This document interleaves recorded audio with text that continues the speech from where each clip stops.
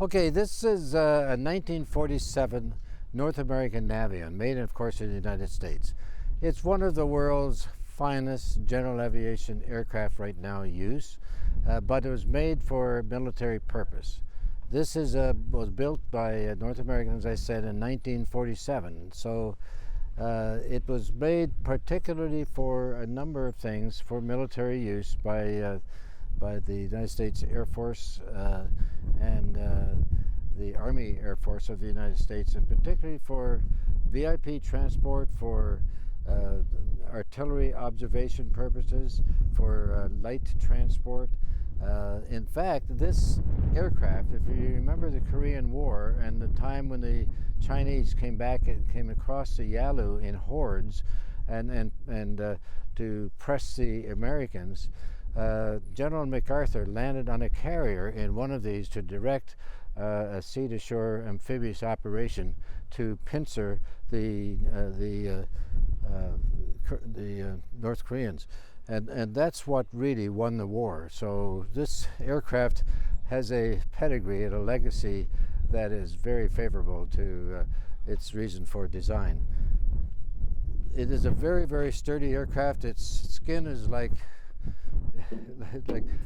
way different than you find aircraft today. It's a very, very sturdy aircraft. A military pattern all the way. It's a tricycle landing gear, so the wheels can be selected up and put in a protective line with the underwing line. This has coverings that automatically cover up the wheels to provide extra speed.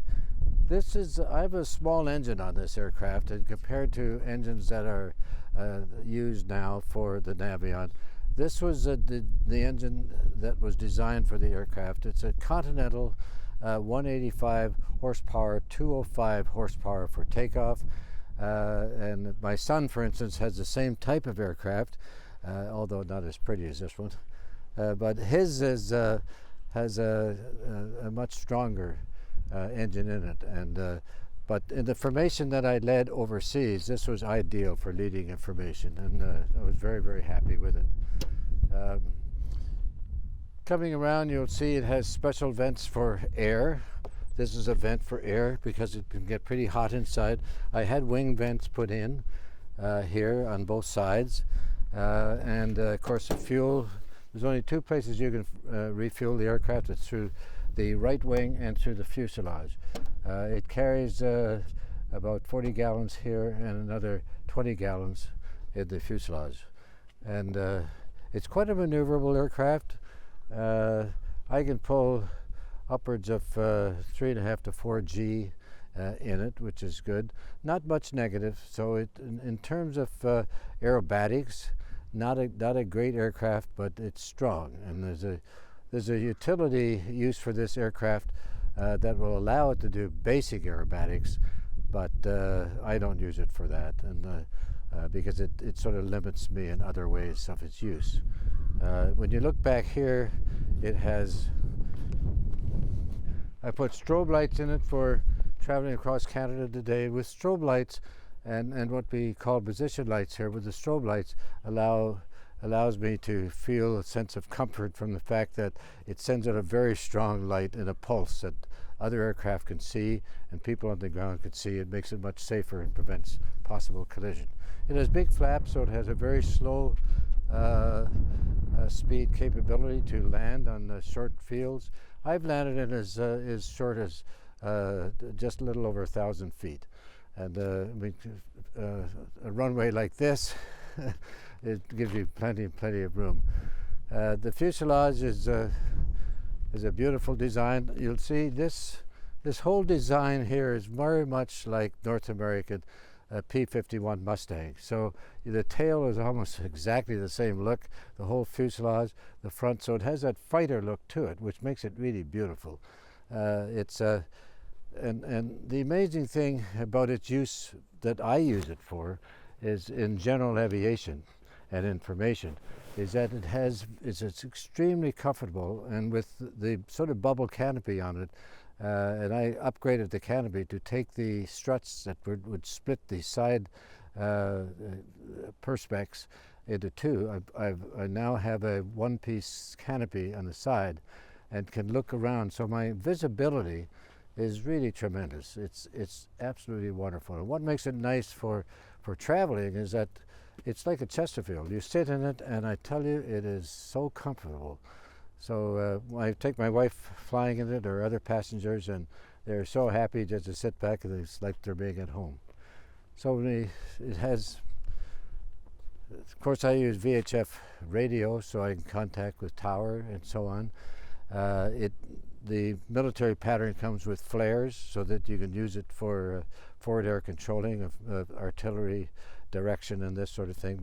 But I've had those taken out because it just slows the aircraft down. This thing, when I flew across Canada this time, my average speed was probably in the area of 160. 155 to 170, and that's because I had basically had this unusual tailwind across this country, where my normal nil wind speed would be somewhere about 135 in that area. Okay, so I was very fortunate coming across.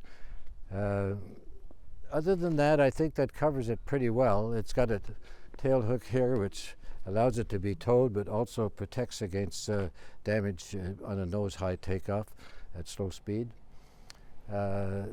Great rudder control. This thing unfortunately doesn't have autopilot, because I don't mind an autopilot, although I never liked it on fighters. But it does have a good trim capability, so you can trim with good hands-free. Not quite hands-free. It doesn't have an aileron trim, but a nice vertical trim. So that's pretty well sums up the aircraft. I'm very happy with it. I've got an awful lot of time on this aircraft. I've been flying it for over 20 years now. I bought it from a Vietnam veteran in Napa, California, and it hadn't flown for 8 years. And when I saw his advertisement in a North American Navion publication, I thought, gosh, I'm very interested in taking a look at this thing, because he said it was unpainted. And this is very unusual to find a Navion that's not painted. And as I say, he hadn't flown for 8 years, and when he opened the door, and he was actually rather handicapped at the time, and when he opened it, I said, I've got to have this. This is just too good. It was very much like you see it. Not quite as shiny, but very much like you see it. And I tell you, for the money that he asked for it, I had a steal almost. You know, it was really so pleased to get it. And it's really well known out in BC, because the organization that I formed then out there was, of course, a formation team to do formation demonstration displays at various airports in Canada, in Western Canada and Northwestern United States, and this aircraft is well known. Any chance you could kind of show us the cockpit? Sure, absolutely. Come on this way.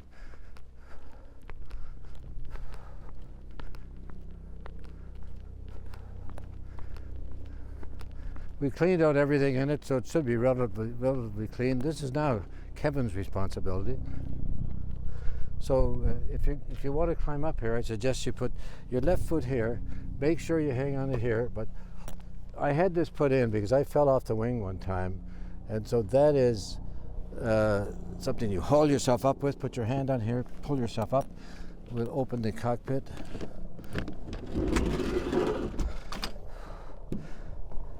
So you're welcome to come up. Can I hold that for you? I think I'm okay. But thank you. There we go. You're very athletic. So this is it here. You see in the back seat, you can sit back there. It's lots of leg room. And when I came cross country, I had Freya sit there. This mount right here is basically for my GPS. I mount a GPS system, which is not there now, but it's all wired for it. And it's what we call steam gauge. So it doesn't have any whiz-bang instrumentation. It's not really ideal for instrument flight rules flying. But other than that, it's a great airplane.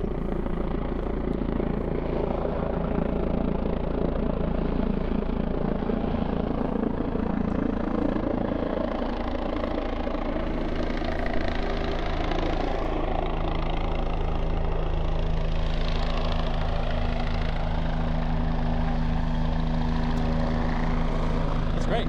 Great. Now watch yourself getting down. Okay. That's it.